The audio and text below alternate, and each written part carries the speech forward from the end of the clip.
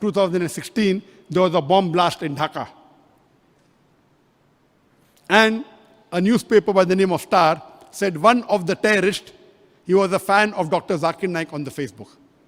That came in the newspaper on the 3rd of July, 2016. 4th of July, next day, almost all the papers in India, Dr. Zakir Naik inspired the terrorist of Dhaka bombing. 3 days later, that Bangladeshi newspaper corrected. We never said Dr. Zakir Naik inspired. We only said one of the terrorists was a fan of Dr. Zakir Naik. Out of 14 million people that time on my Facebook, if one person, so they said that we never said. That newspaper corrected, but the Indian media did not. Then we realized it was a plan and plot of the Indian government. But alhamdulillah, because of the popularity by the grace of Allah subhanahu wa ta'ala, there were protests all over India. So much so that in most of the cities of India there were protests. And alhamdulillah, all the Muslim sects, whether Hanafi, Shafi, Hanbali, Maliki, Deobandi, all of them supported me, almost all. They said we may not agree with Dr. Zakir Naik, but he's not a terrorist.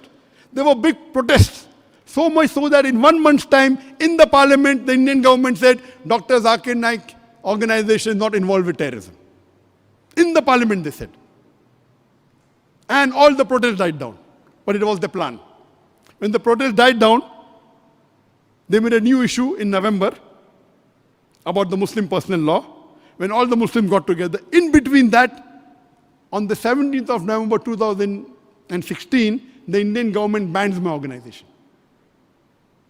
I was outside India. I wanted to come back, do a press conference. They didn't allow me. So I was already outside India. Not that I ran away from India.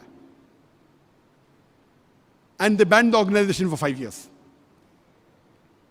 At that time, because the Muslims were involved in the Muslim personal law issue, there was no protest, hardly any, and it was their planning.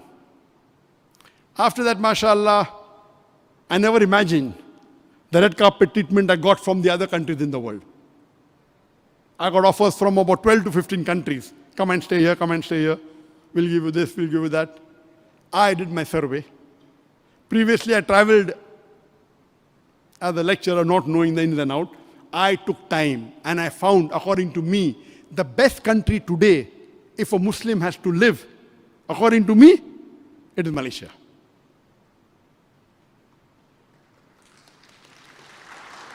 I can give a 1 hour lecture why Malaysia is the best country. Time doesn't permit me.